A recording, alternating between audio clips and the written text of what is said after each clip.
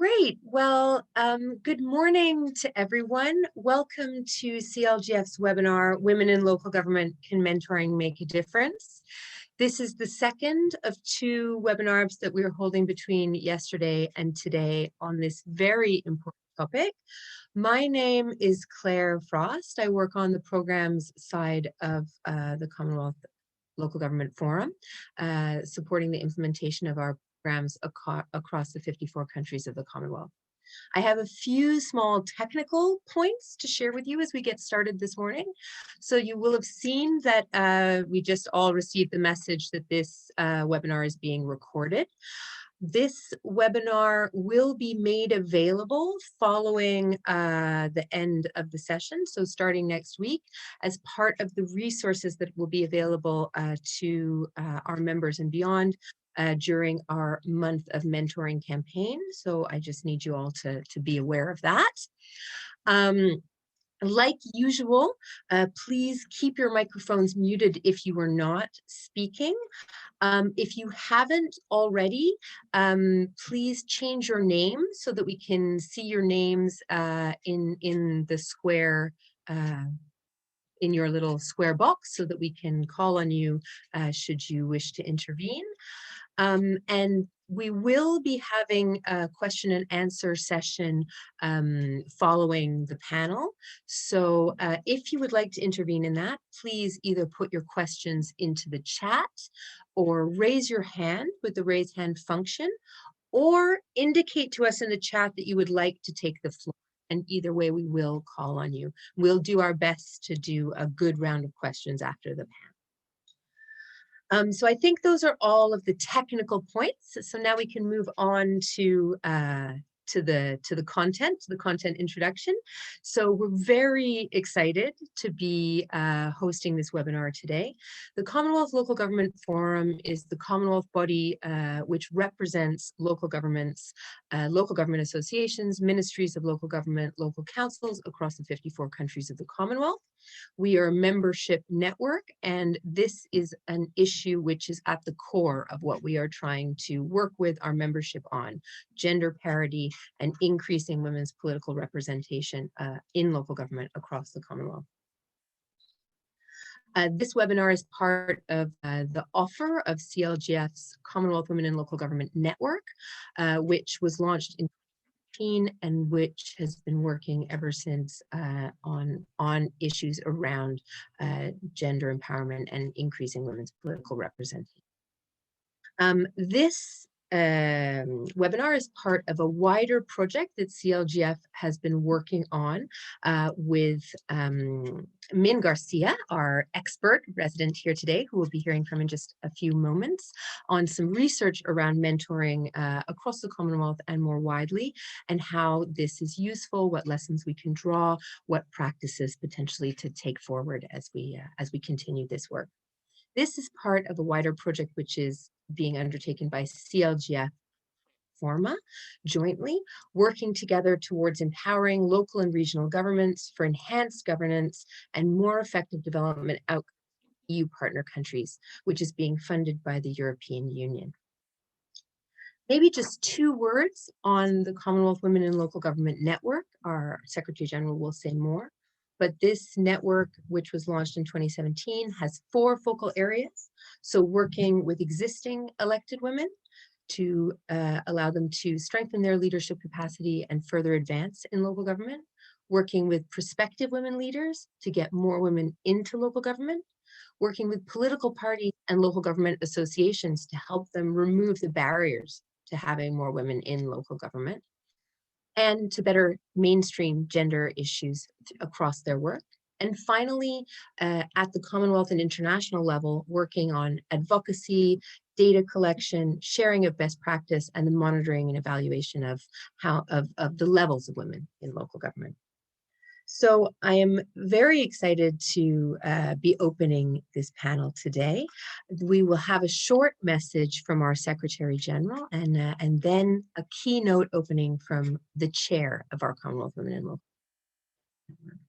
So please, Chavi, the message from our Secretary General. Colleagues, welcome to our webinar, Women in Local Government, Can Mentoring Make a Difference? I'm sorry I can't join you in person, but I'm delighted to share this quick message with you as we open our discussions. The 2021 Global Gender Gap Report looks at 4 indicators of equality: economic opportunity, political leadership, education and health, to assess on an annual basis how long it will take to close the gender gap. COVID-19, as we know, has impacted women particularly hard, and the report suggests that it has extended the equality gap to 136 years, so we have a long, long way to go.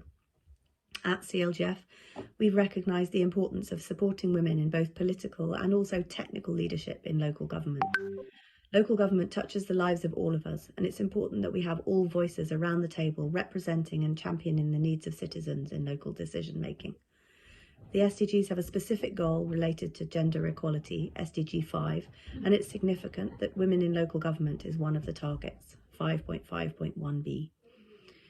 One of the steps that we at CLGF have taken to support more women in local leadership is to establish the Commonwealth Women in Local Government network to bring together women to work with and support existing elected women, to work with and support prospective elected women and new women candidates, to work with political parties and local government associations to remove barriers to women within political systems and to mainstream gender equality across our sector, and finally to work at the Commonwealth and the international level to gather best practice and share and replicate successes, to advocate towards Commonwealth bodies to increase women's representation and to strengthen systems of inclusion and gender mainstreaming to achieve international and national targets.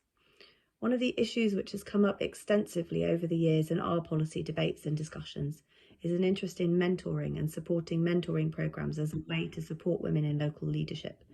And this prompted some research into how mentoring programs are already supporting women in the sector in the Commonwealth and how they could be strengthened and enhanced to better support women's political inclusion. I'd like to thank Min Garcia for her work undertaking the research, the practitioners, of course, who have contributed to the findings, a number of whom we're going to hear from today, and of course the staff team at CLGF who have prepared today's event and will also help drive our follow-up. I hope that the event will provide a great opportunity for learning and exchange. I encourage you all to participate actively, and I hope that we can move forward with some very practical recommendations to improve and strengthen mentoring and mentoring programs now and in the future. As Ban Ki-moon said when asked about gender equality, achieving gender equality requires the engagement of women and men, girls and boys. It's everyone's responsibility. I therefore look forward to the outcomes of the event. I wish you a very fruitful discussion, and I hope we can all look proactively at the steps that we must take to move towards greater gender equality and meeting SDG 5 in the future. I thank you and have a good meeting. Bye-bye. Great. So it's now my pleasure to introduce the chairperson of the Commonwealth Women in Local Government Network, Councillor Thembisile Kadimang, who is the president of the South African Local Government Association, SALGA. She served as deputy president of SALGA before ascending to this role as the president, and she is only the second female president of SALGA since its formation. She also serves as co-president of United Cities and Local Governments. She is the executive mayor of Polokwane Municipality in Limpopo Province, having served in that position since 2014. She also serves in managerial positions in both public administration and the private sector. Councillor Kadimang is committed to promoting people-centered development, gender equality, as well as social transformation. Councillor Kadimang, the floor is yours. Thank you very much, Claire. Let me say good morning from my side. I'm sure others, it might not really be a morning. I've got a challenge a little bit with my connectivity. I may, if it continues, switch off my video so that we gain more from the audio. Thank you for that warm introduction, and let me appreciate the women who are gathered in this webinar to talk about ourselves in a spirit of development, in a spirit of caring one another, but in a spirit of sustainability of what we are doing today to ensure that the girl of tomorrow becomes visible has a space and can be able to be accommodated in the world. And receive my greetings, all women leaders from all the corners of the world and members of the Commonwealth in local government network. As I've been introduced, I will no longer go back there, but as the president of SALGA and the chairperson of this network, I oversee the work of the network and which seeks to promote in the main support the linking initiatives of its members in the organization and beyond. It looks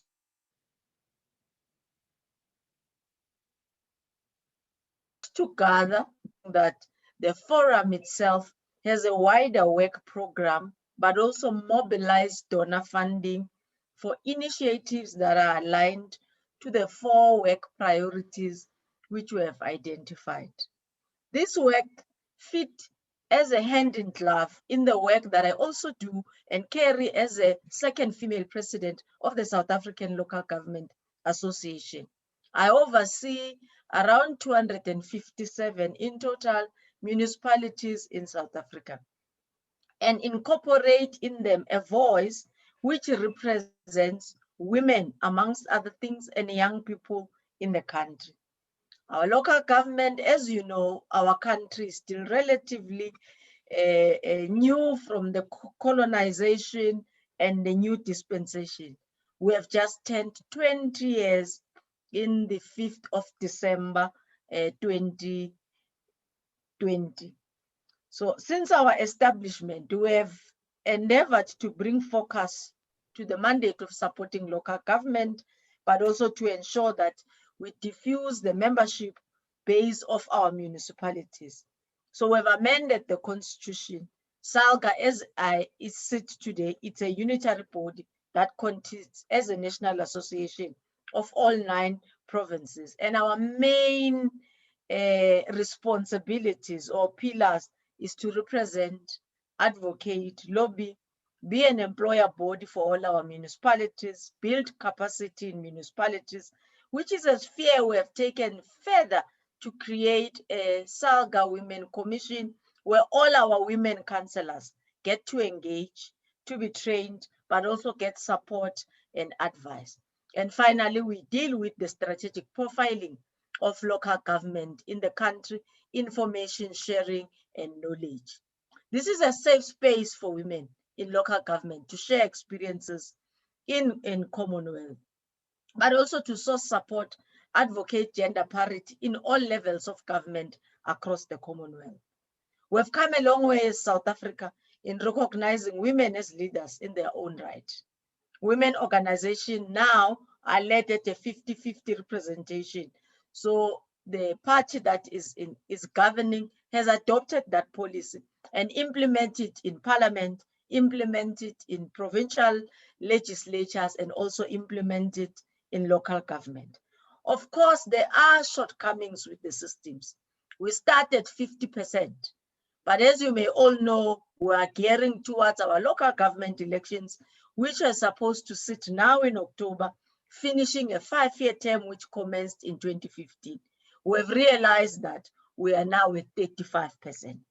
We've lost women, not only to natural attrition, it is actually a minimal number, but we have lost women due to patriarchal tendencies which still entrenches themselves, not to support women, and women pressures which are there in society, like domestic responsibilities, competing with your job, and supporting a family structure of which around 80% of families in South Africa, reported by State South Africa, are women-led, which means women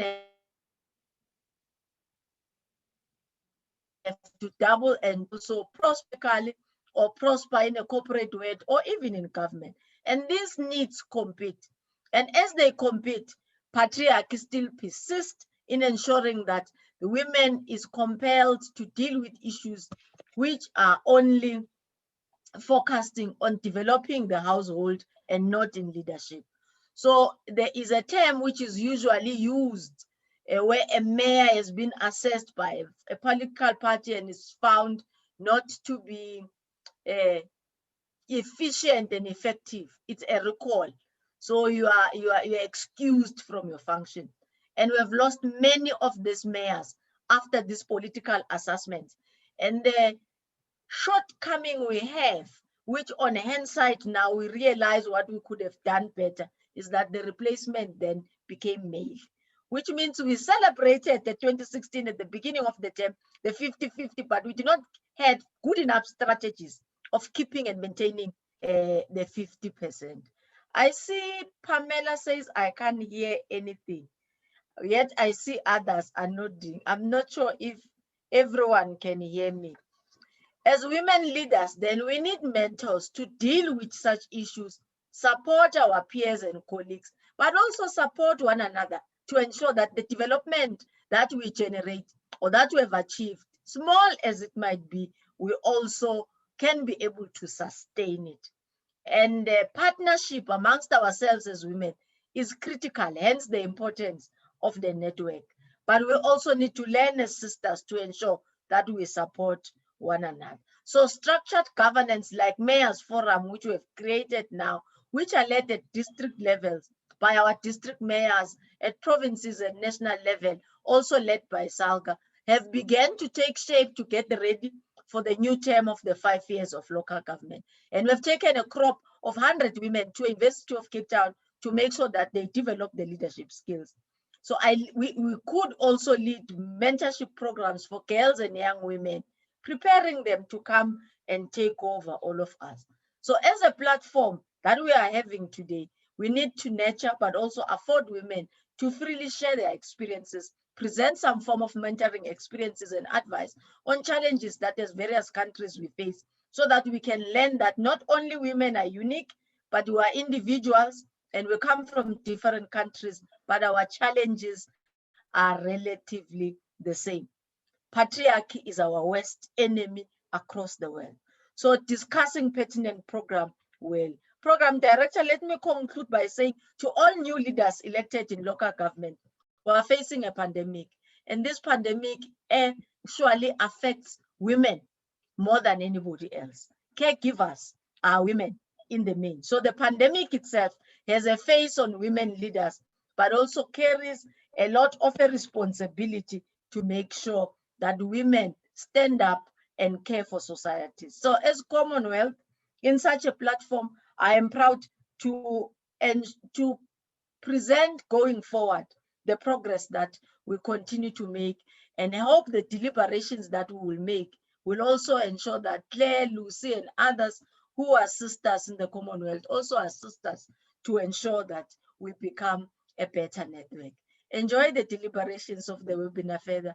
I enjoy serving in the Commonwealth network, and I hope you have learned from me, and I will also learn from you to make a world that is sensitive to women's needs and caring to ensure that we are able to develop societies, because that is who we are. Thank you very much. That was an input from the President of SAGA in South Africa, warmly greeting the Commonwealth. Love you, sisters. Thank you very much. Thank you so much, Councillor Kadimeng. We'll now turn over to Min Garcia, our expert, to present some of the key outcomes from the paper that we've been working on that will soon be available.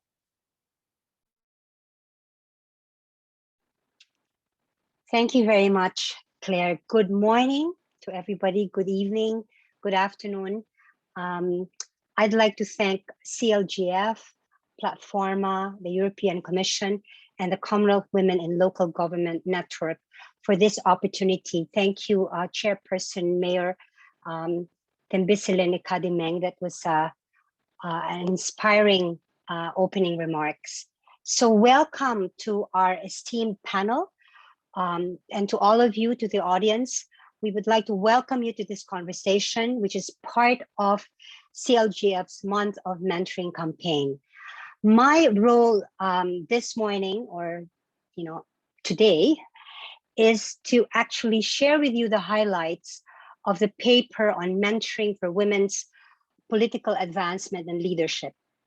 So I'll give you an overview, the highlights of the paper, and then it will be followed by a panel conversation So we would like to make this as interactive and as conversational as we can. So allow me now to start by giving you the context. Next slide, please, Travis. Lest we forget, given that the pandemic has taken over our lives in 2020, last year marked two significant milestones in achieving the vision of equal rights and equal opportunities for all women in the world. The first is the 25th anniversary of the adoption of the Beijing Declaration and Platform for Action to accelerate the realization of gender equality. Secondly, it was the 20th anniversary of the adoption of the UN NCR 1325 on women, peace, and security, which recognized women's leadership to achieve peace and security.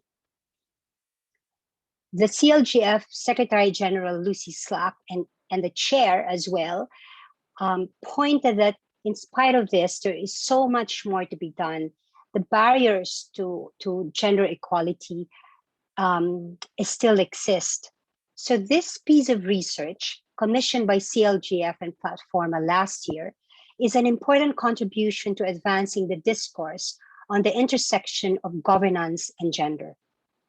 The review sets out a knowledge and learning agenda on a specific area that supports women's political advancement and leadership, particularly in local governance, for the inclusion or increased inclusion of women in political space, and also is designed to support the Commonwealth Women in Local Government Network. It does this by offering a snapshot of multiple mentoring experiences and good practices of mentoring programs in 6 countries, in Uganda, India, Canada, Dominica, the UK, and Trinidad and Tobago, and in 2 regions, the Basque Country and the Pacific, in particular, the large ocean nations. And also by embarking on a month of mentoring campaign intended to draw attention to and raise awareness of the practices and lessons from existing mentoring programs and spark conversations to support the increase of gender parity in local government. I would be remiss if I don't say that this research was undertaken with a converging multiple crises in the backdrop. So I'd like to really thank all those who uniquely and actively participated and contributed to the research in spite of the crisis. Next slide, please. A word on mentoring. I think it's important for us to define what we mean by mentoring. A working definition of mentoring by Eric Parslow states that it is to support and encourage people to manage their own learning in order that they may maximize their potential, develop their skills, improve their performance, and become the person they want to be. But beyond the traditional view of mentoring, the paper offers a transformative feminist perspective of mentoring, which involves a long-term process that builds reciprocal relationships of solidarity, mutual learning, and support. This mentoring framework aims to enable transformation at the personal, professional, social, and political contexts, and acknowledges that learning is a continuous process and journey that involves building trust, sustaining connectedness. It consists of dialogues and conversation, at times intergenerational. It is also about allowing the mentee to journey at her own pace and navigate difficult spaces. Transformative mentoring is also about facilitating learning and unlearning. Although there are some skills and strategies that may overlap, such as empathy and dialogue, it is important to differentiate mentoring from coaching and counseling. Mentoring, as opposed to coaching, is often non-directive, is less formalized, and not covered by a professional accreditation, certification, or a contract. Next slide. So what are the highlights of the review? I will share 3 areas or categories resulting from the analysis interviews, and the desk research. And these are, number one, key principles and facilitating factors for successful mentoring relationships and programs. So there are examples of mentoring relationships and also mentoring programs. So they're not the same, but they overlap. Number two, methodologies that worked. And three, lessons learned shared by our mentors, our mentees, and by organizations that actually manage and run mentoring programs. Now, the paper elaborates on this, but in the interest of time, allow me to share 3 salient points for each category. Next slide. Let's talk about the principles or the key enabling factors. The first is mutual learning and trust. The second is accompaniment and solidarity. And third, one size does not fit all. Mutual learning and trust. Mentoring is a symbiotic learning relationship, underscore relationship. Both mentor and mentee must mutually invest in the relationship for it to work and recognize that the process is iterative. Building and cultivating trust is foundational. Based on the interviews, the facilitating factors for cultivating a trusting relationships are open and honest communications and respect for one's own and the other person's dignity. Truth telling is vital. Risking vulnerability underpins trust building, and the willingness to share one's personal journey actually encourages women to build from each other's experiences. And as one takes risks, the principle of confidentiality is imperative. The second key principle is accompaniment and solidarity. It is not hit and run, it is up close and personal. Transformative mentoring is less about a contract, more than it is about engendering solidarity, amplifying voice. So the chair was talking, sharing with us the importance of voice earlier. It is also about telling one story. So it's not so much speaking on behalf of other women, but it is about amplifying the voice of each and every woman. And it's a kind of accompaniment that encourages belongingness and exploring new and alternative paradigms. Accompaniment requires commitment to a long-term process and personalized support. This kind of mentoring inspires women and builds in them not just confidence, but courage. Courage to break patterns, challenge patriarchal mindsets, disrupt the status quo and power imbalances, and face what can be both a rewarding and a challenging political journey. So this journey includes processes that are in the beginning of a political career, campaigning, strategizing, starting in a political office, but also staying and sustaining in a political office. The third key principle is one size does not fit all. The importance of intersectionality and specificity. Contextual specificity is fundamental in designing and undertaking a mentoring program. It is an important principle to be mindful of cultural specificity, gender and its intersectionality, and to harness ownership by the mentee. For example, the pace of the mentoring process must be in step with that of the mentee's own political journey. It is also important to have and to agree on clear goals, on boundaries and accountability. What does mentoring look like, for example, for young urban women, as opposed to older women in the villages or women in the grassroots communities? And what about mentoring in the context of Indigenous peoples and communities? Next slide. Now let me take you through some of the key methodologies and approaches that actually worked according to the interviews and the desk research. The first one is one-to-one mentoring. The second is ways of learning And the last one is the notion of face-to-face versus technology-enabled communication. Let's go to one-to-one, face-to-face mentoring. This is the one that has proven to work the best. This methodology is most conducive in establishing a relationship of trust, which requires a personal approach built over time. There is no substitute to face-to-face and one-to-one mentoring. The second methodology, let me go through some ways of knowing and learning beyond desk conversations. And briefly on 4 points: learning by doing, peer-to-peer learning, formal and informal processes, and collaborative learning. The first is learning by doing.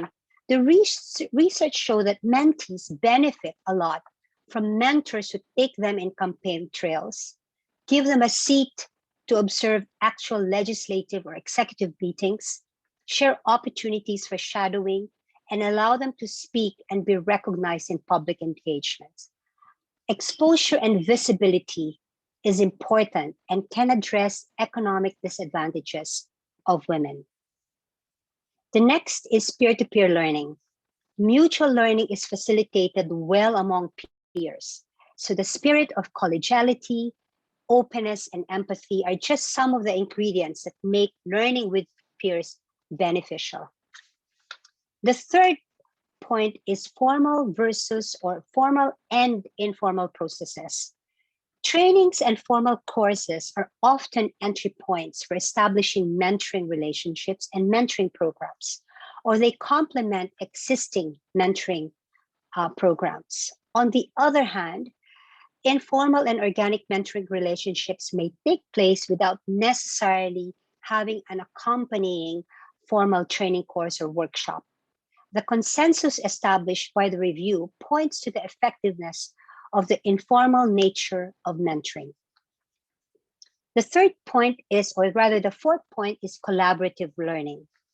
Apart from one-to-one sessions, collaborative group learning has facilitated both skills training and confidence building, bringing together mentees, say 3 to 5 women under one mentor, or bringing together pairs of mentees and mentors together to share their experiences, tackle a common problem, and learn together has proven to be beneficial. The experience in India and Uganda, for example, shows us that harnessing collaborative way of learning and facilitating co-creating solutions actually really work.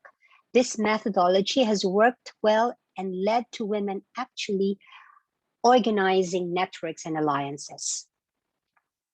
The third point on methodology is face-to-face versus technology-enabled communication.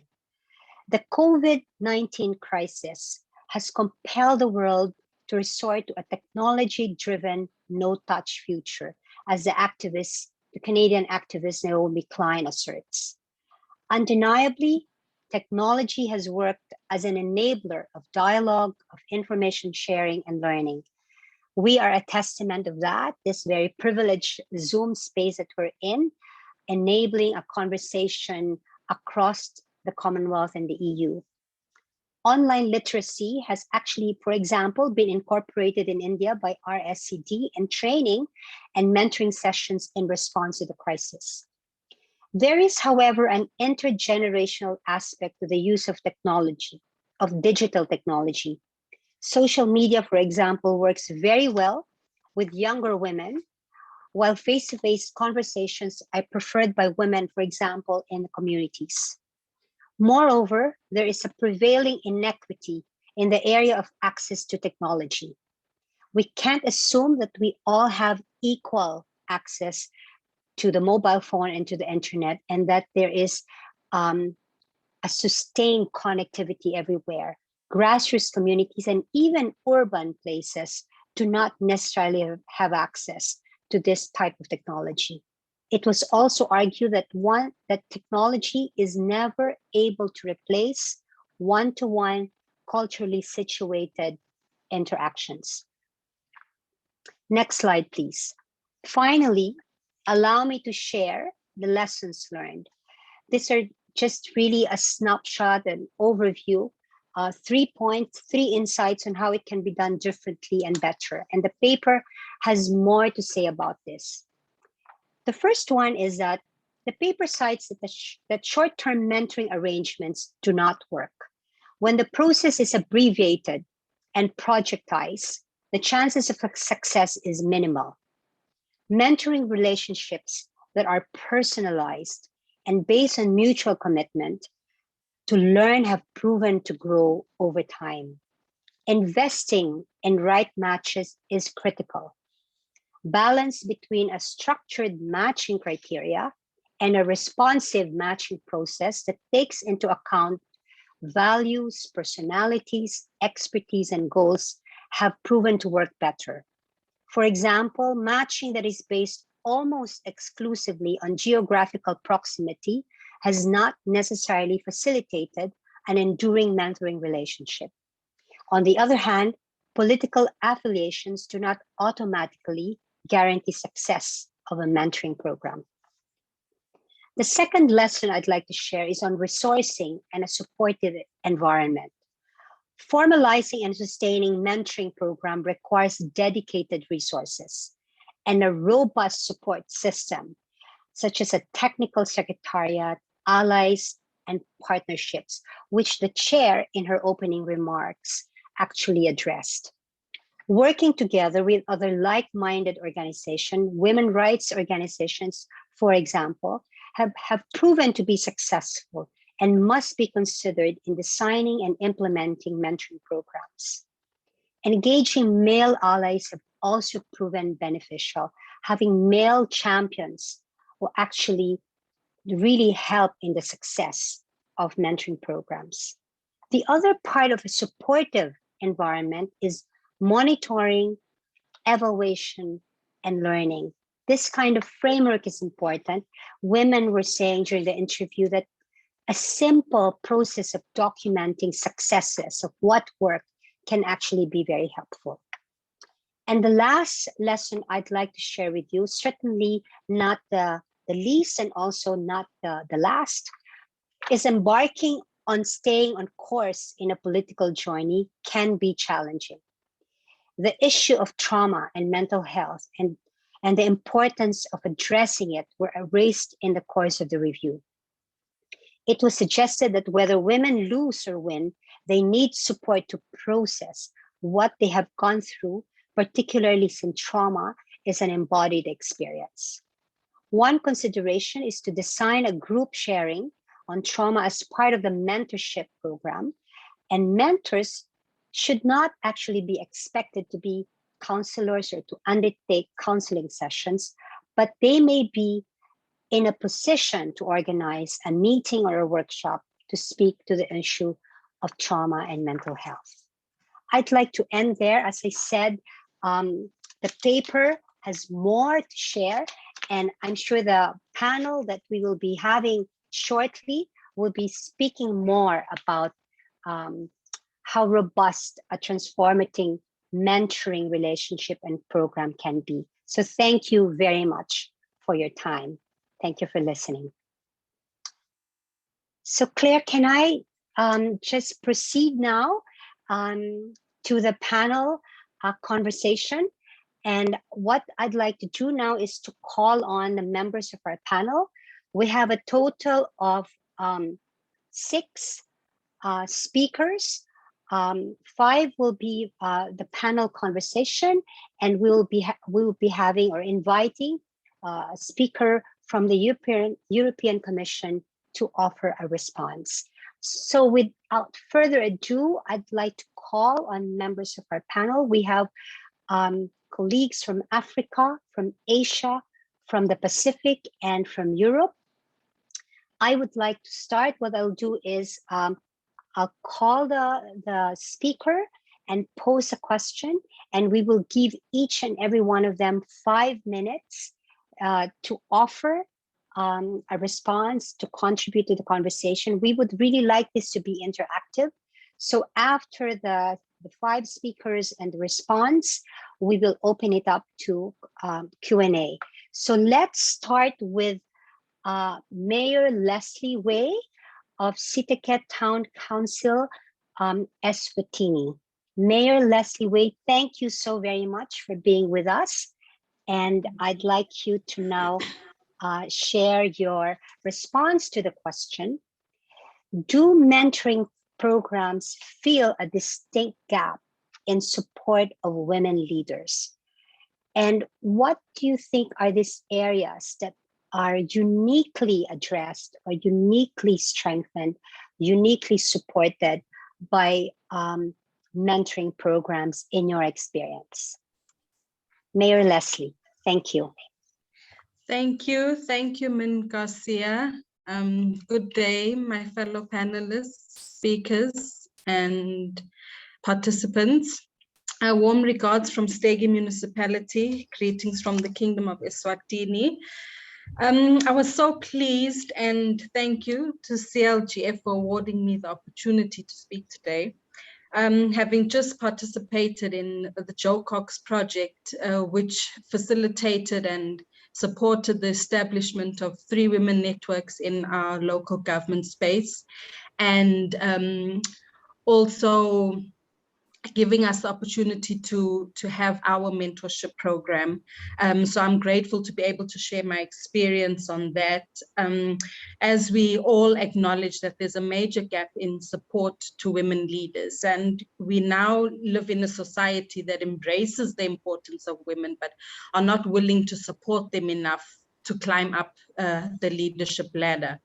Women now are more eager to learn and more educated and trained and qualified and capable of assuming these leadership roles. Like my mentee was, she has a degree in marketing, and she now had this interest of coming into the local government space. And I think that with the mentoring, we were able to help her sort of transition into that field. So we need to help women to acclimate more quickly and give them a safe environment and guidance of a mentor to gain confidence and grow quicker in their career. Because women have so many obstacles in their way of growing, they need direction by women who have already made it to the top. Women who have broken through the barriers and faced all these challenges to get to where they are within their organizations. And we already have programs which promote gender equality. These have been done with the assistance of organizations such as Gender Links, and there's still resistance from our counterpart leaders. And this can be very intimidating, especially at a political level.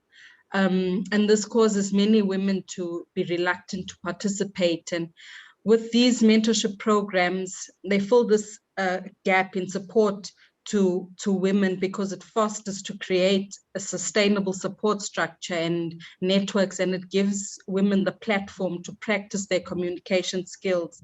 Like I said, and Tembi and Kadimeng said, that it needs to be a safe environment, opening them up to develop softer skills like self-confidence and personal agency, all while focusing on growth and improvement. So to overcome these challenges, a leader has to think beyond any given parameters and further associate with experienced and supportive leaders. In local government, it's a fact that we remain underrepresented, especially in the political side, and not necessarily, in technical as well. And we need these programs to increase civic education, address issues such as cultural norms and systematic barriers that impede young women's participation in their communities. We need to show women the advantages of being in politics, give them something positive to look forward to, expose them to the wins and not only the challenges faced. And I truly believe through mentorship programs, these gaps can be filled. We also need to be aware and mindful that there are also many women who are not fortunate enough to have had the simple trainings, such as basic training on key tools such as leadership and governance skills, but are also interested and capable of playing a strong part and lead in local government. So we need to be in a position to create that platform, to offer and avail these tools to them to make sure that they have a head start in their careers.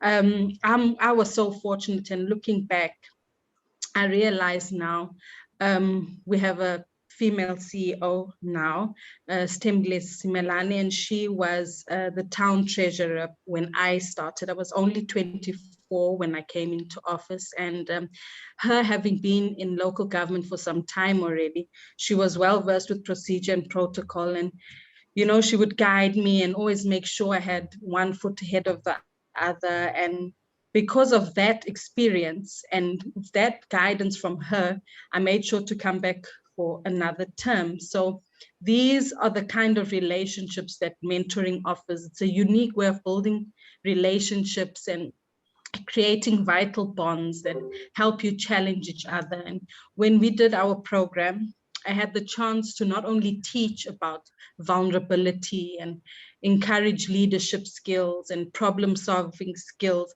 I had the opportunity to practice them as well. My mentee learned a lot through my behavior and my communication styles. And I believe that it gave her a chance to truly experience and absorb all these skills, and which will help her push her out of her comfort zone. In fact, that's what motivated me to stand for elections and successfully lobby and won the mayor's seat. And now 34, and she not far off my age, I had to push myself out of my comfort zone in order to be able to set an example for her. And this is the energy or interactions rather that young women do not get with any other training, and desperately need to help them progress and step up as leaders. So in conclusion, I'm not sure if I still have more time, but we welcome our young leaders. They need to know that we're here for them. And we look forward to more mentorship programs to ensure a sustainable support structure. Thank you. Thank you so very much. Thank you so very much, Mayor Leslie. And yes, you were right on time there. It's about 5 minutes. So you spoke very much around principles and approaches that actually was covered in the research. Let me start with the last one that you referred to, which is walking the talk. That your mentorship relationship, they were able to learn from you up close and personal. And it's about building relationships. And also you were talking about, the overlap of technical support and experiential accompaniment. So, that kind of accompaniment that addresses both the technical aspect, yes, but also the systemic barriers, and you were speaking about sustainable support structures and platforms, which I think mentoring programs are able to offer. And again, our colleagues and next speakers, I'm sure, will be speaking to that as well. What also was quite striking is when you said that women, especially those who are starting, need to transition quickly. And mentoring is able to provide that acceleration, that sort of, that push to be able to grow, in a way that sometimes is exponential. And again, this whole thing around safe spaces, the solidarity, building relationship is also very, very important. Given the barriers, you were talking about barriers, into how intimidating the journey can be, not just to those who are starting, but even those who have been there for a while. There can still be a lot of challenges. So thank you so very much for that, Mayor Leslie. That was excellent start. And I'm sure we will be having more interactions later. I'd like now to call Bim Rasker, the Director of Resource and Support Center for Development, India. And Bim and our colleague Anuya were very much active in contributing to the research. So Bim, welcome. Thank you very much for being here. And what we'd like to do now is to ask you to please speak about what is mentoring good at addressing. What are the specific areas that it's useful for? And can you kind of speak or touch on the question or answer the question, is mentoring in your experience supply driven or is it demand driven? And if you can speak a little bit about that, that would be great. So thank you again, Bim, and we're looking forward to your contribution.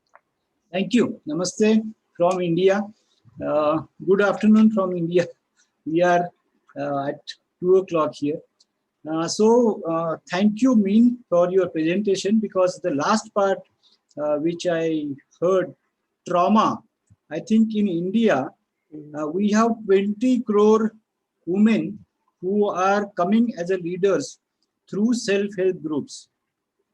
And 2 crore women are really very active at local self-government. So in India, one thing is very popular, that matriarchy. In 1 or 2 states, it's like a very popular.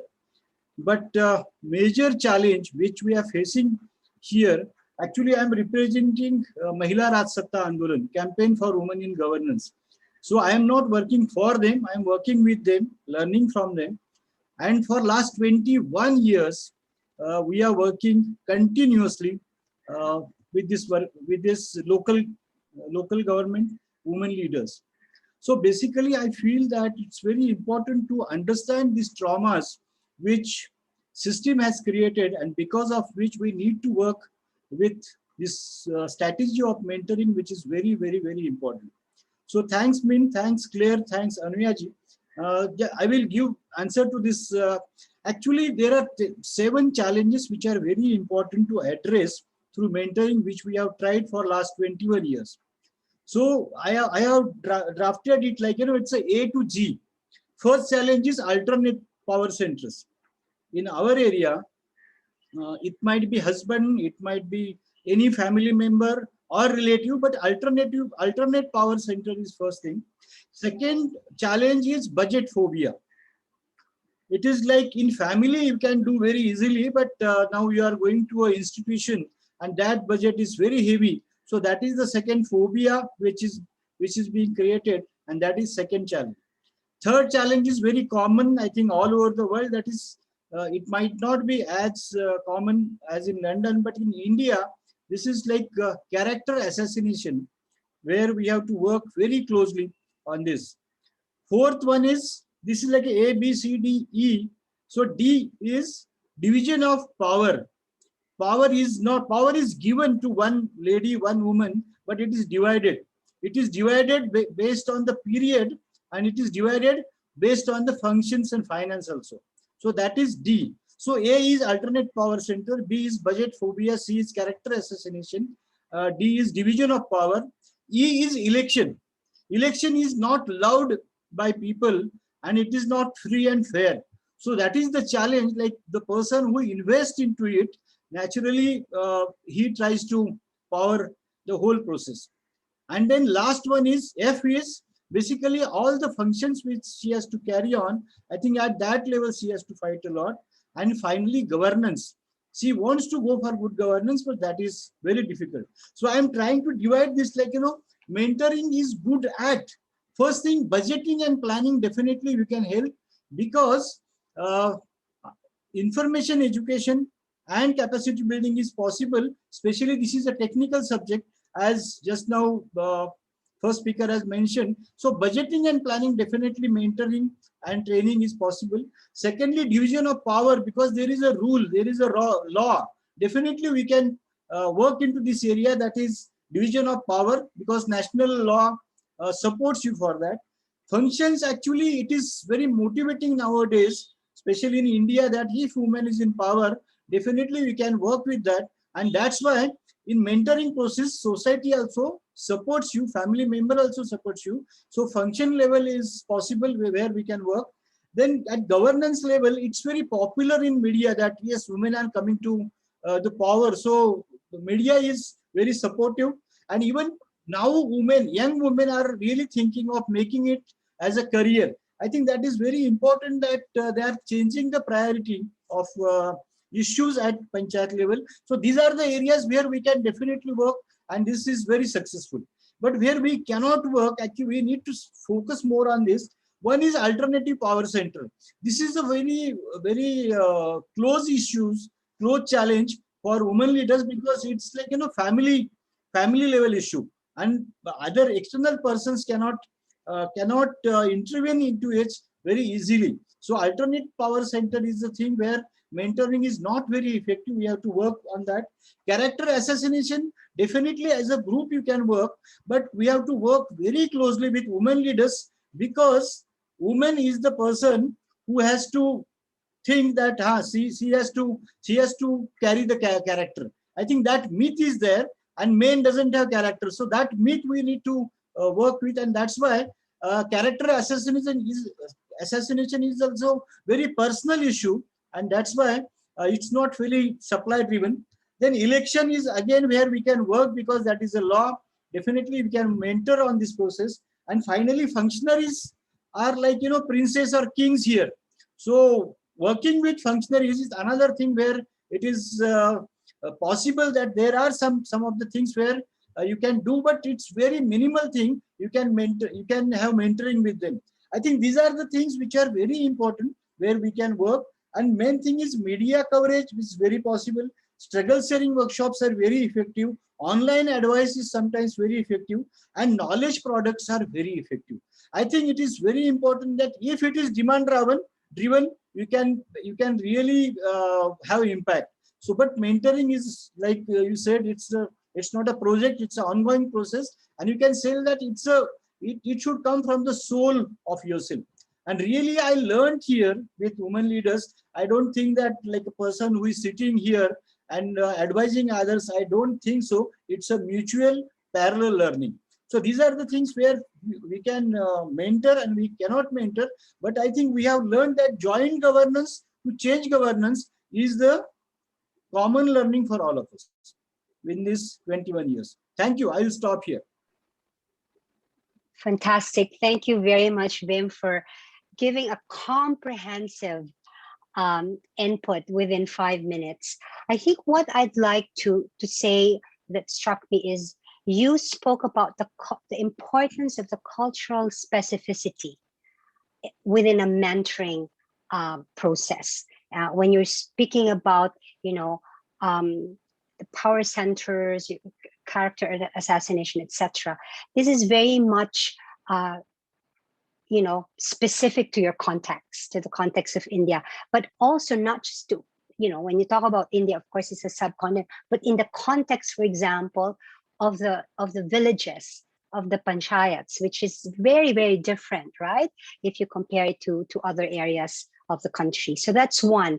The other thing is the whole intersection of governance and gender. And when you're talking about power, that's where gender and its intersectionality, and your experience in India actually really shows that, how the women from, and the intersection of class and race and religion, etc., really contributed to how the mentoring relationship took shape and the kind of sustaining mechanism it had. The other thing, again, building on Mayor Leslie's contribution, you were again talking about the technical aspect or the technical benefits of mentoring, but at the same time, the experiential, the more political sort of aspect of being mentored. And lastly, when you talked about the value when it's demand driven versus when it's actually supply driven, and the research showed that when it is demand driven, it really has a higher chance of being sustained. So I think the experience of India actually shows that.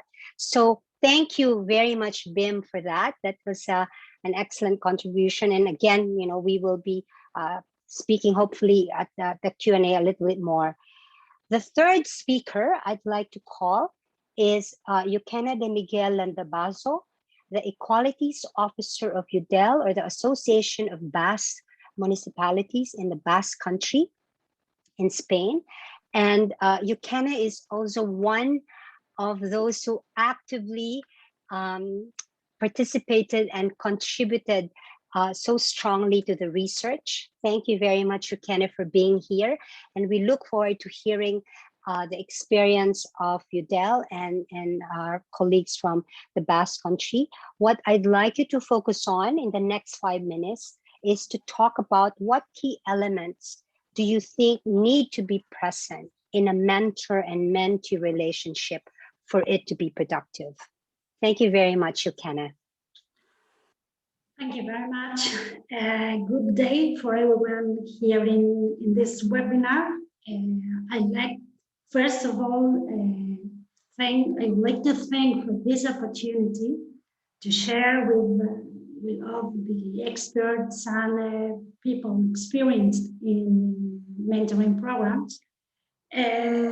Although we've been asked to share our reflection on the key elements of the relationship between mentor and mentee in a successful mentoring program, ours has not been a story of success, at least in our first attempt, not yet, at least.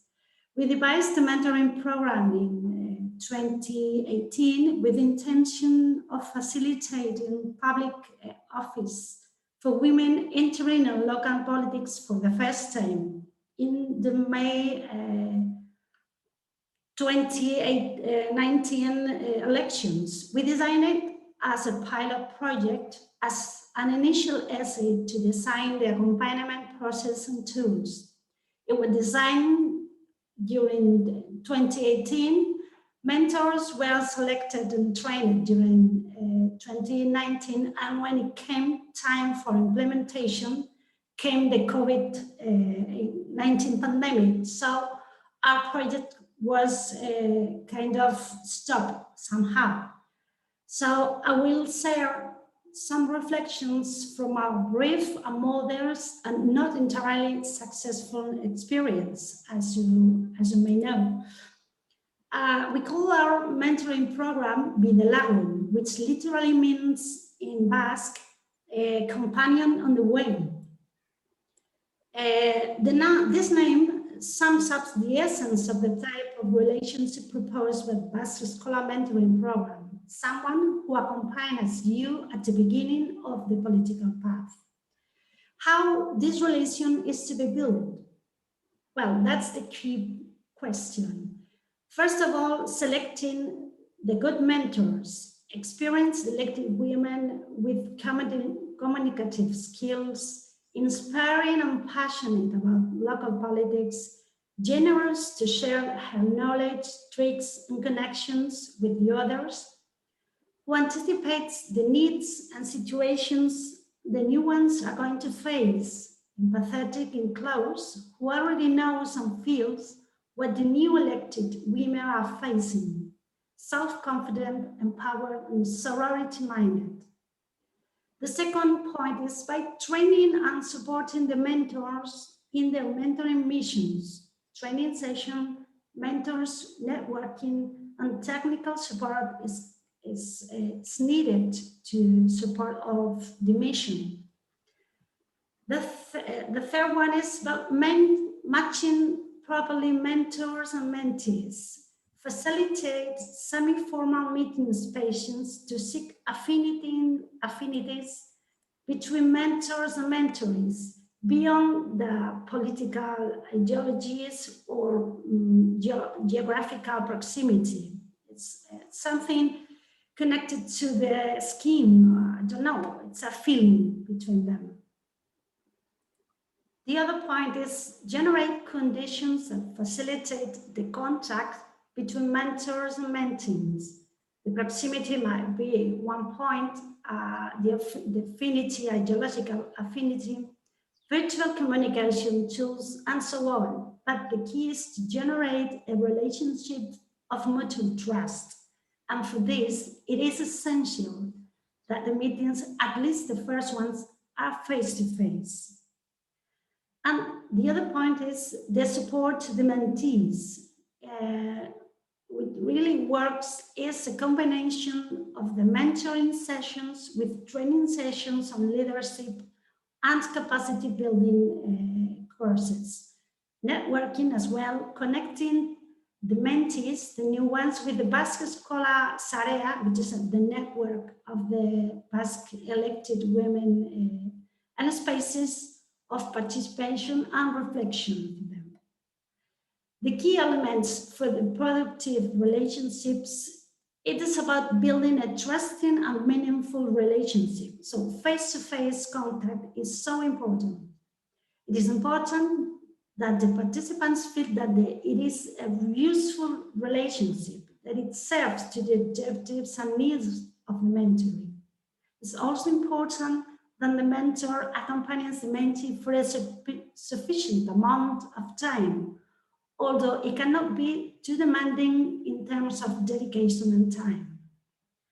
It is also important that the relationship is flexible and adaptable to both parties, the mentor and the mentee. The mentor has to be available and solve problems on the way. And both partners need to be really committed to the relationship. When we can consider the relationship has been productive, when it serves to the purpose of the program, of course, and it contributes to the empowerment of both participants, when it makes progress and the accompaniment helps the newly elected woman to build capabilities, improve her self-confidence, and motivate to develop competences to carry out her responsibility of office. When it's positively valued by parties, and when it generates an alliance and connects the new one with the other women in local political networks. So far, some of our reflections and practical indications from our short experience. I will available later to contrast, clarify, and exchange on this question and other questions I may raise. Thank you very much. Muchas gracias, Eugenia. Thank you so much for that. You know, one of the things that was really quite stellar in your experience is you were very willing to say that, you know, we have to learn from the challenges that we faced. You know, when you were saying that it's not yet successful, I think that's really good. You know, the attitude and the willingness and the openness to learn from the experience. But I think what I'd like to just reiterate in your presentation is the whole intention of accompaniment, which is really important. And you are reinforcing the things that were shared yesterday and also in the paper, the importance of mutual trust, that it's a relationship, commitment is key. You know, having flexibility, being able to have an adaptive attitude so that you know, there's flexibility in terms of adjusting to each other's expectations and needs. The other thing is the matching criteria. I think you had a very robust matching criteria and approach and you also reflected on what worked and what didn't work on that one. I think one of the things that I'd like to also highlight is how COVID sort of disrupted the whole intention of really facilitating face-to-face conversation, which you mentioned is really key. And I think the pandemic sort of disrupted that in a very serious way. The other thing I want to highlight in what you said is the importance of a supportive environment, which Mayor Leslie was also talking about, you know, and resourcing that. I think one of the things that you said in during the interview is there was an issue with the technical secretariat not being in place. And I think I'd like to reinforce that particularly when it's a local government association, for example, or a political party supported mentoring program, it's so important to have a supportive environment, and the experience from the Basque Country actually underlines that. So thank you so much, Yukene, for your excellent contribution. I'd like now to move from the Basque Country to the Pacific Islands, and thank you very much to Caribas for being with us in such a late time. Caribas Taoba is the regional manager of CLGF in the Pacific and based in Fiji.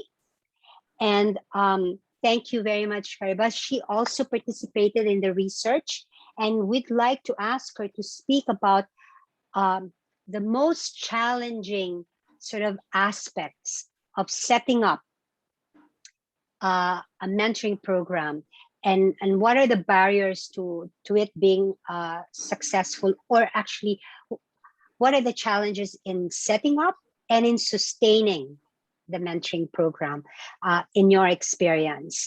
Thank you, Caribas. Welcome. Thank you very much. Thank you for the welcome. Good evening, everybody. And I would also like to thank you for the opportunity to be able to participate in this very important discussion. Okay, the question, I want to start off by saying that I'm going to talk generally about mentoring, the challenges that affect mentoring. It's not going to be very focused on women. I know that mentoring is a process that may be working for most, but like everything else, there are always challenges. So I think, Chair, I think there are two very important challenges in setting up and sustaining a successful mentoring program. And these two are, to me, based on my own experiences, lack of time by both the mentor and the mentee, and also a mismatch between the mentor and the mentee. When we talk about mentoring, we normally think about two people. There is going to be two people or two different sides involved in this process. A mentor is normally someone who is very experienced, a senior person who is very responsible and maybe successful in life, and that is the reason why she has been identified as a good mentor. But most of the time, this person is always very busy. When you are up there, you're always very busy. And on the other side is the mentee, someone who is new, inexperienced most of the time, just finished, just come out from university, or have just joined the organization, or sometimes someone who has been in that organization but earmarked to one responsible position or responsibility, or somebody who is aspiring to become an elected person.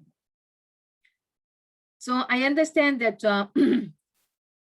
that when you mentor someone, you try and pass on the knowledge, the skills, tips that you have learned throughout your career. The mentor will normally support you on what you want to, so that you've been successful, so that you will be successful. You need to learn from them what they think is best for you. So I feel that mentoring means mostly dialogue. There is always this dialogue between the mentor and the mentee, and that means a lot of sacrifice on the for both mentors and mentees. The mentor has to spend a lot of time to talk with the mentee, and at the same time the mentee. Sometimes that is not the case. Like I explained before, many of the mentors are being identified as they have done well, and many of them are occupying very responsible positions, and it's very hard for them to spend time with a mentor. So that is one of the reasons why I think that is the main, one of the important challenge that I've seen throughout my career, and also from experience. The second one is on mismatch between mentor and mentee. You said that one size does not fit all, and that is exactly what is important here to consider. You cannot just put two people and expect the whatever is being done to be working. there must be, and I'm sure, and I know that some of my colleagues have talked about it, you have to have the same interest, you have to have trust, you need to be able to understand and to be able to continue to spend a lot of time with each other. So you have to have some kind of understanding, and this is gradual. You can't just think that tomorrow you will be able to mentor, because you have to work through all those processes before you can actually be able to mentor somebody. It might turn out that that person is not the right person, or that person is not sharing what you believe is important for that person. So the personality, the attitude of people, it needs to match. Otherwise, I don't know, it might not be successful in the end. Most of the time, because the mentor is always somebody who's used to give instructions, they drive the process. You have to allow the mentee to drive, but most of the time it's you, the mentor, who drive the process, because you're used to that. People have different comfort levels, so you have to take into account that too. And sometimes, most of the time, by mentor, they look down on the mentee. They will, I don't know, the words be abusive, because you don't have time. You just say this and that, you have to follow. So the mentee always look up to whoever is the mentor, because they think they know more than them. So those are the things that I think are two very important challenges that we need to consider when we build up the program on mentoring. There is good news here, because I think mentoring can work in circumstances like, for example, I think mentoring works for very abstract things like political leadership, things that you cannot see, but you need to inform the mentee about the tricks that you have learned, things that you have learned throughout your career. That is what I think works for mentoring. Something abstract you can't see, but you have to share with that person. I personally feel that. Kiribati, can we start wrapping up? Sorry, Kiribati, can we start wrapping up? Thank you. Sorry. Okay, or maybe what I want to share is some of the lessons that we have done with our project. We have done the twinning partnership, which I think is very good, collaborative learning, and that is working very well. We arranged for partnership between councils, one somewhere else and the other one in the Pacific. That is working. The second one is we need to bring men, I think, into the process, because already we know about our problems. Women, we know about our problems. What is required is a wider social change to push for that, I think. The men need to be included in the process. And lastly, I think a network, to keep a network alive to support women. That is only the space that women can learn. And I think that is, to me, a network is very important. Thank you very much. Wonderful. Thank you so very much, Kiribati. I'd like to reiterate your emphasis on the matching process and sharing some examples. One of the women who we interviewed said that for her, it's important to invest in knowing the person before formalizing the mentoring relationship. So she said she'd like to know the person first. And that's what you're saying, you know, to be able to get the chemistry right.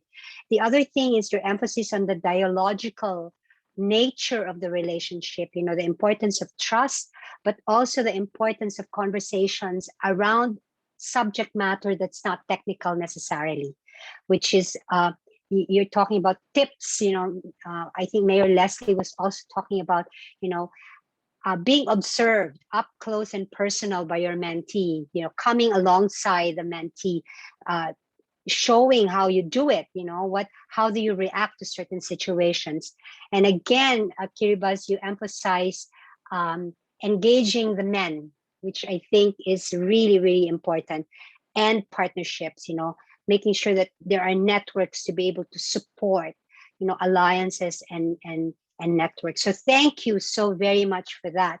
And now we'd like to go to last but not the least of the speakers, Honorable Annette Nakayanja Wakiso, who is a district councillor of the Wakiso district in Uganda. So from the Pacific Islands, we go to Africa. Councillor Annette has been very active in a number of women rights organizations. And also was very much active in contributing to the research. So thank you so very much for that, Councillor Annette. What we'd like to ask you to speak on is to actually share with us what lessons would you draw from your experience of what to include, but also what to avoid in mentoring, designing, implementing mentoring programs or in mentoring relationships. What worked, what lessons can you draw, what didn't work and why? And it's so good to see you. We've been talking on WhatsApp during the process. So it's lovely to see your face. So thank you. Welcome. Thank you too. Thank you too. I greet you all. Greetings from Uganda. And I want to appreciate this opportunity that you have given me. I'm a councillor in Wakiso District Local Government. And from what we have been experiencing over time is that we are very vibrant as the women fraternity, especially when we are preparing for elections. And we have experienced major milestone success stories. We have seen women rise up at all levels. Actually, in Uganda today, we have the major offices, apart from the president, occupied by women. From the prime minister, we have the vice president, we have the attorney general, and a big number of members of parliament. However, the big gap that we have seen is that there is a huge gap between the senior leaders and the leaders in local government. The gap is created by the financing and the pay, the motivation. You find that there is a big status quo change between the would-be mentors and the upcoming leaders. So immediately after the campaign, we realized that the women who are looking up to the leaders shy away from associating with them because they are viewed as going to lobby for handicaps, handouts, financial help, and the like. So even the leaders, they kind of distance themselves after they enter those offices. So we find it hard to connect with them. And of course, they feel that if they share out this knowledge, that the leaders who are still in local government are going to take up their positions. They are going to compete because we have seen it happen. If you mentor the councillors in the next elections, you are sure that they are going to stand against you in your position, and they will pull you out. So that fear has created a problem whereby these leaders find it hard to come out and share their experiences. Secondly, we have civil society organizations that have helped the local governments to mentor female councillors. These are like FORDE, WDN, but they are just timely and seasonal. They just come up at the time of swearing in, and after swearing in, they orient them, and then they kind of, because of budgetary constraints, they also become dormant, and it's not a continuous process. And yet, the leaders need to be mentored like all through step by step. I think the hardest bit of it is when one is in office, how to manage the challenges that they face. So because we feel that these organizations have done a lot, we feel that they should continue all through the term of service, such that we can see some realization of change. From my experience, we have seen that because they have limited resources and time, they are not able to know. One of my former speakers has mentioned that the mentor needs to know exactly what is happening with the people, the social aspects, the cultural aspects of a mentee. People come from different backgrounds. Some are very rural, with local government leaders. We don't have a level of education. Some become leaders when they do not even know how to write. Here is no specific level of education. So if one is designing a program, they need to take into consideration what kind of people, what kind of education do they have, and segregate them accordingly, and design that program in respect to their specific needs. Some just need to know how to present, others already know and are graduates, so they can move on, and they may need some other intervention, a better intervention. So we need also to be able to trickle it down, because in local government structures, at the district level, we have so many other lower levels, and yet without the system of passing down the knowledge, it becomes somehow very difficult for a counselor to reach out to the lower level counselors. Most of these programs that we have participated in are based in hotels, whereby counselors are gathered in hotel setting. So we need them to be able to reach down to the grassroots level in the real environment where the programs are being implemented. So as one of the speakers has already said, that most of our challenges are in patriarchy, male intervention, and we need to incorporate our male counterparts in some of our programs such that they get to know and how to adjust accordingly. With that, I want to conclude here, and I want to appreciate these interventions that we need a lot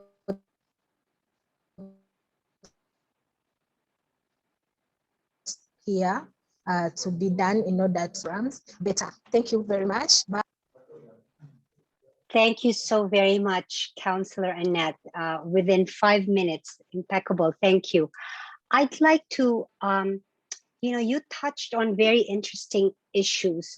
One of them is you were talking about this culture of that prevents knowledge sharing and knowledge mobilization, which I think, again, is a power issue, right? And you were speaking about that gap that needs to be addressed. The other thing that you reiterated is this whole notion or issue of resourcing. And it keeps coming up in all the conversation that mentoring programs require proper resourcing. The other thing as well is that you emphasize that mentoring relationships and mentoring programs must be needs-based. And again, I think it was, the previous speakers, Buchanan, Bim, were also talking about the importance of, sustaining the mentoring relationship, making sure that the needs of the mentee is addressed. And this speaks about the ownership of the mentee, right? The ownership of the mentee. It's very important for the mentee to own the process. And I think Again, you were talking about the importance of a supportive environment. It needs to be sustained, not just in the beginning of a political journey. I think that's what we were emphasizing, that mentoring is as relevant in the beginning as it is throughout the process or throughout the political journey of a woman. So thank you so very much for that, Councillor Annette. So that's the end of the panel. We will now be going to questions later on, but before we do that, we would like to invite a response from our colleague from the European Commission. Virginia Manziti is the head of sector of governance, democracy, human rights, and gender of INTPA, or International Partnerships of the European Commission. Thank you so very much for being here, and thank you very much for your support. And we would like to invite you now to respond to the contributions of our 5 speakers. Thank you. Welcome, Virginia. Thank you, Min. I'm delighted to be with you today. Thanks a lot. I found, in fact, the conversation very interesting, I have to say. I took many notes, and this conversation comes timely for us, and I will explain why. So, in fact, we are working full speed in implementing a new policy for gender equality and women empowerment in EU external relations. So as Min said, I have the privilege of adding the team working on gender in DG INTPA in the European Commission. And the European Commission also funds your program, support programs to Platforma and CLG. But I do not work on this side of the house. I really full time on gender equality. I think I would like to give a very quickly overview of what's this new policy and why this conversation this morning is relevant for us. But if I am going too long, you tell me, and don't hesitate to. You are my watchkeeper. Thank you, Virginia. So first of all, what we are doing, so we developed in cooperation with many actors in the Commission a new policy consisting really promoting with, I would say, a strong impetus gender equality throughout whatever we do in external relation. We have a commission now which is headed by a woman, Ursula von der Leyen, gender parity among commissioners, very committed for gender equality. So we really feel that it's time for action and to deliver. So within this positive, I would say, political setting, very conducive to bold and brave action, we are implementing a policy which has a strong focus at country level. So we want in each country to implement a country contextualized strategy for gender equality, which is being developed these days, really these days. We finalize this work in consultation with gender machinery, with stakeholders, with member states, and based on updated gender country profile.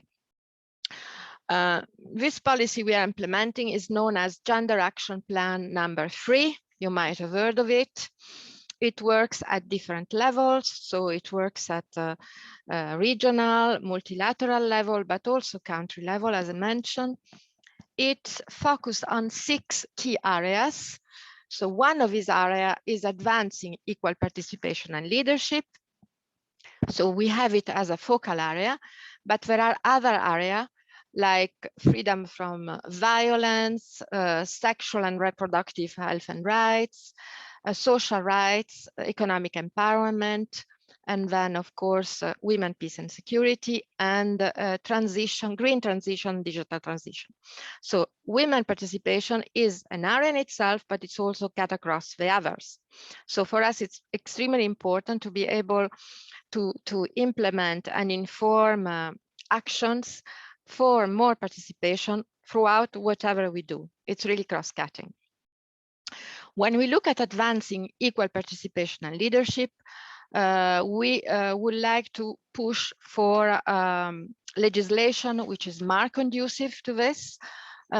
Institution capacity of whom? Capacity of political parties, but also capacity of civil society, to help women to have a more voice, a more effective voice. We think of really pushing for women participation in climate change and green transition, which is a focal area for us.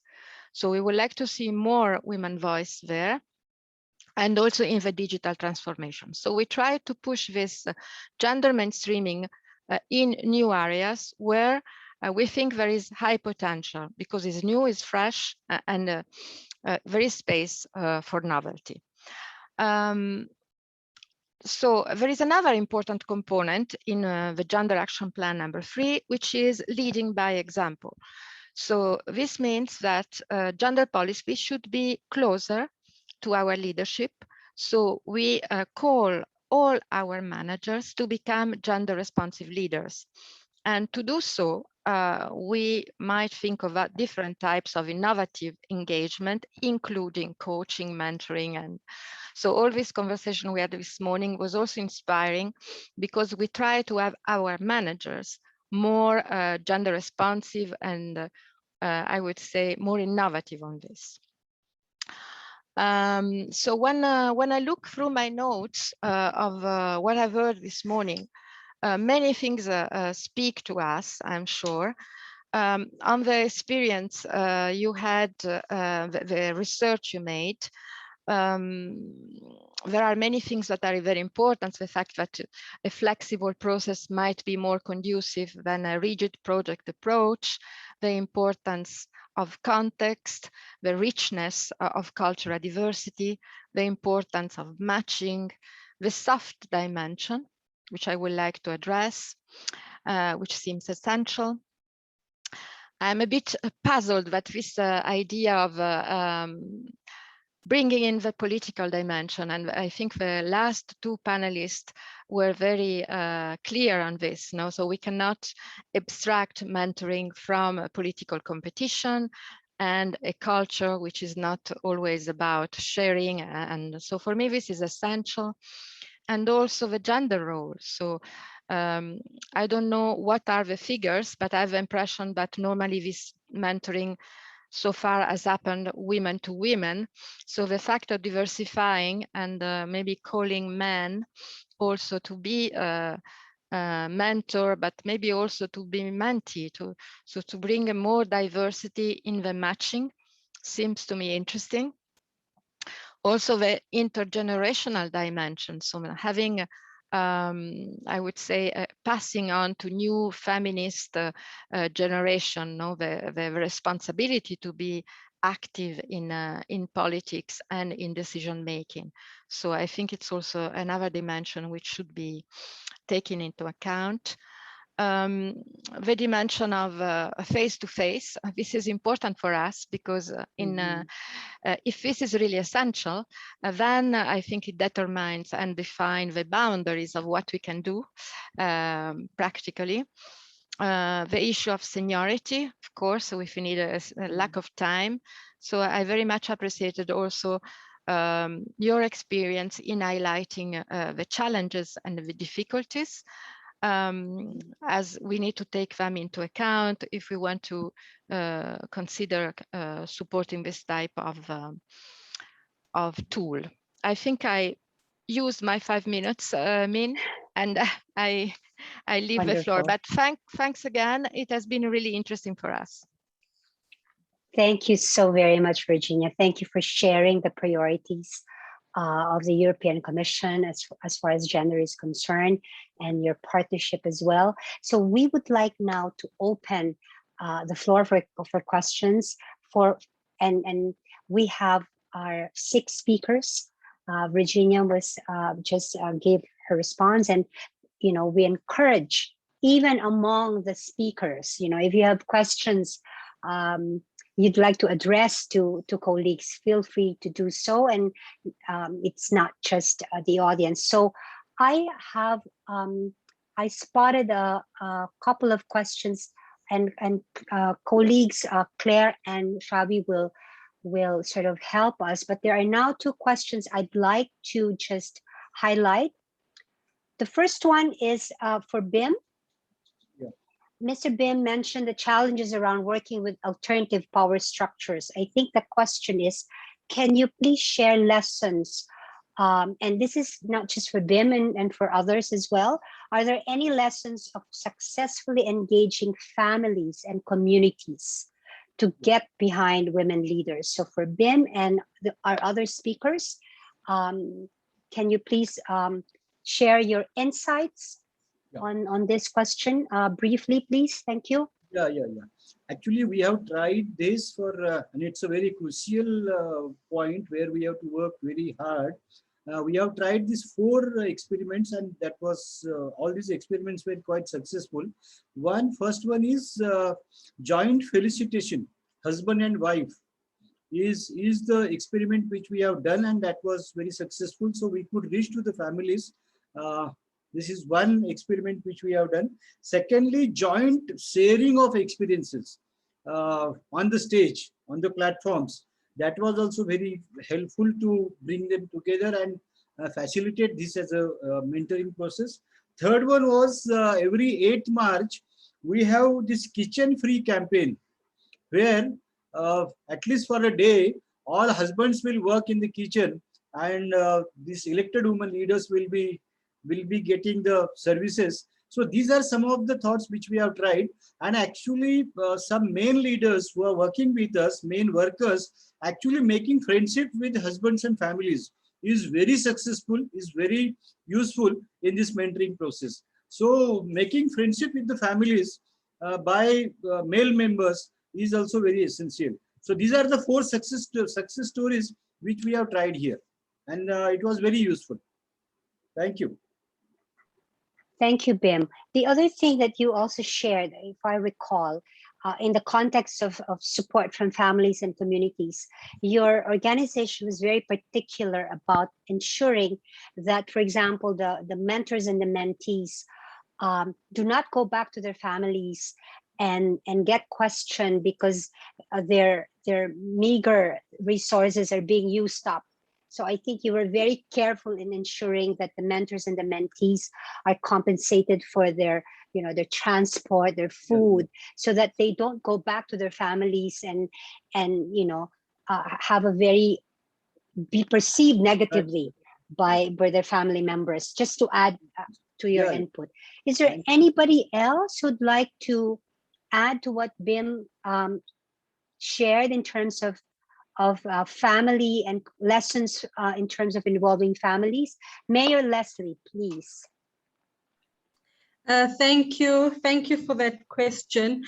For me, I find that it becomes a bit of a struggle during the campaigning period, whereby we know that we've got responsibilities at home, and not necessarily around the family structure, but I think it would be good if we had maybe centers or a community center where we can leave our babies or our young children and be able to apply yourself and as much as you can without that worry of who do I leave my 2-year-old at home with, or so I think that needs to be addressed in order to be able to have our young women freely apply themselves to the process. Thank you, Mary Leslie. That actually brought to mind one of the projects that was included in the research is the experience of St. Catherine's in Ontario in Canada. And the council actually institutionalized childcare support for women political leaders. So they're very much, included. It's a structure, so there's a systemic response to what you were actually describing, Mayor Leslie. There is now another question referring to young women coming into local government and changing the focus and priorities. Joyce Ekufu would like to know if we are seeing different needs in these newer mentoring relationships, and what are some of these priorities. I think this is also around the intergenerational aspect of you know, the relationship, and Virginia actually touched on that as well, and the other speakers. So can somebody, one of the speakers or two of the speakers would like to respond to this question? I would like to know, Joyce would like to know if we are seeing different needs, you know, with young women getting more and more involved in terms of mentoring relationships. Anybody who'd like to take that? Annette, Councillor Annette, thank you. Thank you. Yes, one of what we have seen happen is that young women enter politics when they are still involved with their careers, demands. They take on political offices as well and may not know how to handle and balance both. So we think that in a mentoring program, there should be a mechanism of helping them out to learn how to balance family, career, and politics as well. And also align their priorities and programs to face such challenges. Thank you for that contribution.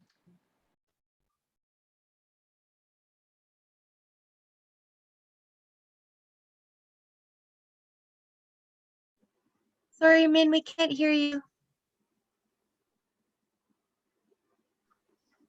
So I think, thank you very much, Councillor Annette. You were talking about the balancing between a structural systemic response and at the same time, you know, a more personal sort of accompaniment to young women. So thank you very much for that. There is a question that actually is addressed to me, but I'd like to ask our speakers to be the one to actually help out with the question. You may help to understand how a mentor can avoid a friendship with a mentee while providing you know, mentorship. This may happen because sometimes a mentee may express limited financial capacity to respond to her needs, and then a mentor may try to support or find solution. Can you please comment on this? It's coming from a colleague from Rwanda. Anyone who can speak to, you know, when the lines become blurry, you know, when the relationship sort of crosses boundaries. Anyone who would like to respond to that?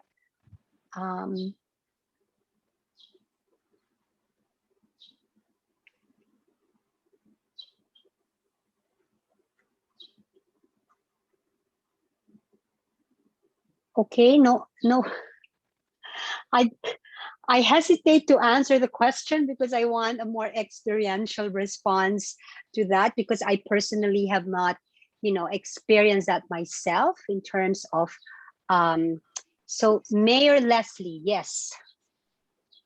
Thank you, Min.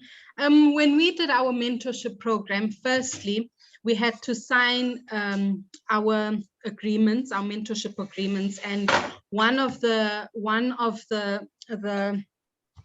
points there was to maintain that professional relationship. So I think on the onset, we had our boundaries of don't encroach onto asking for financial help, or, you know, so we already had that boundary in place. And I think it would just be, I mean, with the mentors being professional people, I think they would be the ones to, you know, apply maybe their emotional intelligence and, you know, respond in a way to their mentees that, you know, keeps that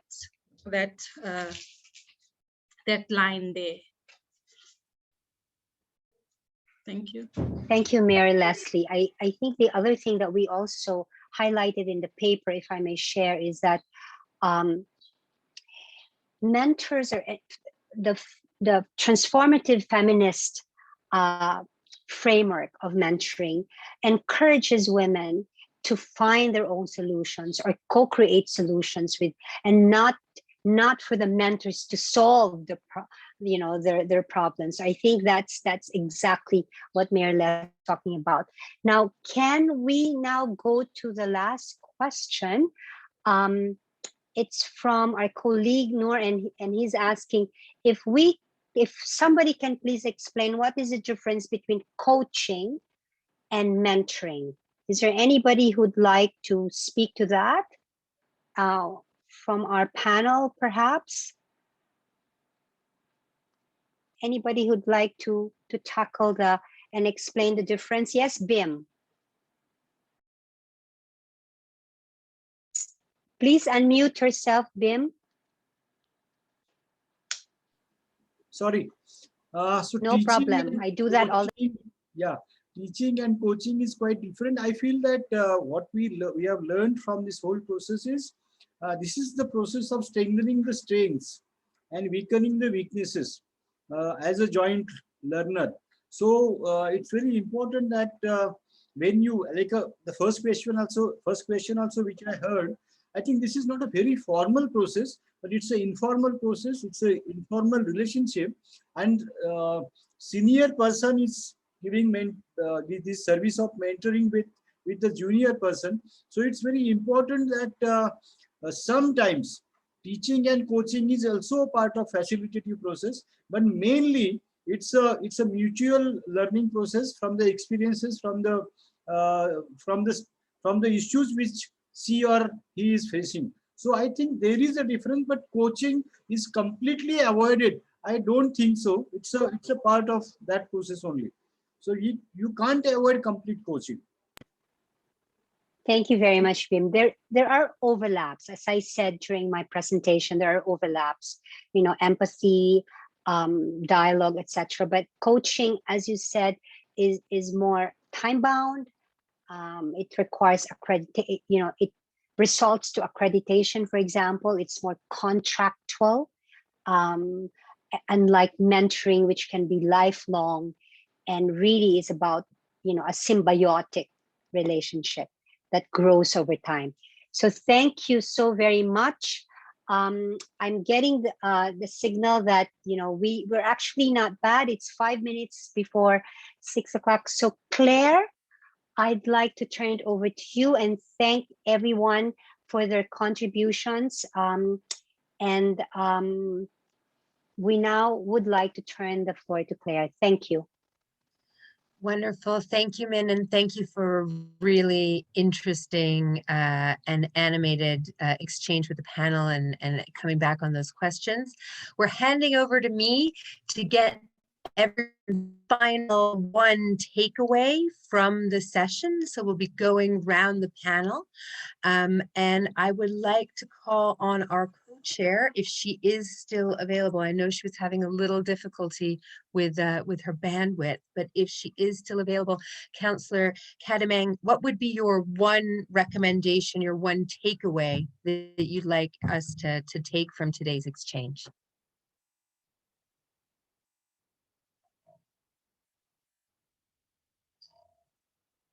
I think she might still be having a little trouble with her bandwidth. So we will come back maybe at the end of this little circuit, see if she is connected.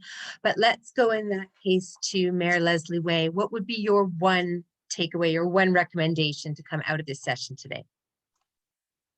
Thank you, Claire. The one problem where I sort of identified with our program was that, as much as to just go on what Bim said as well, we need to find a way of incorporating external sources such as communities and that. But with us specifically, in council, when we did our program, it was mentor Councillor Leslie focusing on one of our youth members, and it sort of clouded. By the end of our mentor, there was still this how can I say, the confusion between the manager and the leader. So I think we need to include maybe executives to possibly also give them their support or their guidance with regards to that, so that it doesn't, because that's a thin line also now when you new in politics and you can't differentiate between the two, and I could see that they were struggling with that. So when we had our sessions, we included our managers as well, you know, the executives, our CEOs and their mentors in a group session where we went over to sort of make sure that they knew the difference between the two. So that's what's important for us. Great, thank you so much, Merwe. I think that is absolutely, you know, a key thing that maybe in more traditional mentoring programs we're not always kind of focusing on. So I think I see our chairperson is maybe ready to come in. So I invite you to take the floor and give us your one takeaway key recommendation coming out of the session.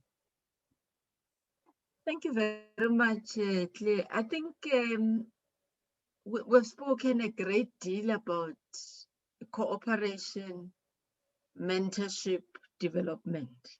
I'm sorry, I wouldn't switch my video on because of my bandwidth. For me, the takeaway is collaboration, which I think then becomes a glue in what each and every part of what we want to do, to deliberate on, to engage on, to look for donor funding, to assist one another. If we do not collaborate and carry one another, there will only be improvement on one side and no improvement on the other side.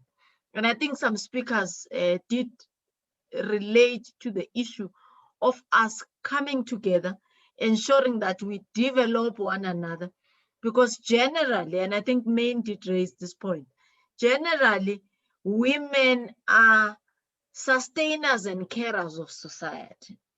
So if you leave one area behind, it means you have not totally won for the independence of women. But also if you look in terms of how we move and how the world has become so global and a small village for everybody else, you may find staying yourself in South Africa in any time in the future or vice versa. So if you don't carry me along, I remain, whatever development that I could have learned would have been lost. So I think that's a carry away for me, and it's the greatest lesson that I believe the network will have to champion the way for every woman to ensure this development. Absolutely, Chairperson, and such a great message specifically for the network and how we can really mobilize the network to support our members at country level, but also, you know, to kind of have that global and cross Commonwealth support. So let's move along. BIM, Raskar, RSTD, I know that there's a lot of material coming out of your programs, but if you had to give us one takeaway, one recommendation from today, what would it be? Actually, my recommendation will be like we face a big problem, that is U-turn. Women are again going back to the kitchen because they are successful politicians. They are really tired of the system. They are contributing a lot in the panchayats. They are facilitating number of soft issues like health, education, but we are really facing this U-turn. So I feel that one takeaway which I want to suggest, I want to recommend, that all these senior leaders who wants to go back, we need to stop this dropout by having one mentor and 5 mentees program all over the world, which is very essential. So I think we need to work on this, and all the things which we are working in, I think all these strategies should come together. How to do that, I don't know, but this is very, very essential, at least in India. Thank you. Absolutely. And I think that relates a little bit back to one of the points that Mayor Leslie Way made in her intervention, that the mentor-mentee relationship also pushed her to advance in her career and to take further steps forward and to remain in that post and be, you know, the leader that her mentee was expecting her to be. And so absolutely retaining women in the local government system is just as important as bringing new women into the system. And we need to think more about that as we go forward. Ukene, what would be your top takeaway from today's exchange? Well, probably because of our short experience, I think one of the key questions is just that, to keep the spirit of experiment with the mentoring programs. Keep it open, keep it flexible, keep it fresh and renewing with each edition. I've heard a lot of questions, very inspiring and very challenging as intergenerational connection. The former councils and mayors and the new ones, how to attract the young women to politics, which for us is a big challenge, really. It's not attractive for the young women, the local policies. So that's a big point for us. So I think as far as we are piloting this kind of programs, we have to learn and renew more and more. So that's a lesson for us. Absolutely. And I mean, I think we heard that as well in yesterday's session, you know, that this is a process of experimentation. Sometimes things go well, sometimes things go less well, that there's equal lessons from things that go less well. And, you know, yesterday in one of our sessions, we heard from one of our political leaders saying that as a mentor, one of the key messages that she has for new or young politicians is, if you lose the election, you have to keep going. You know, this was a one-time thing and you have gotten better in your position and you will do better next time. And so that whole process of kind of continual support and not seeing things which maybe look less successful in one instance as, you know, the end of your journey. Wonderful. So, Kiribati, we are now coming to you, very, very late in the day for you. So I know we're making it quick in the final wrap up.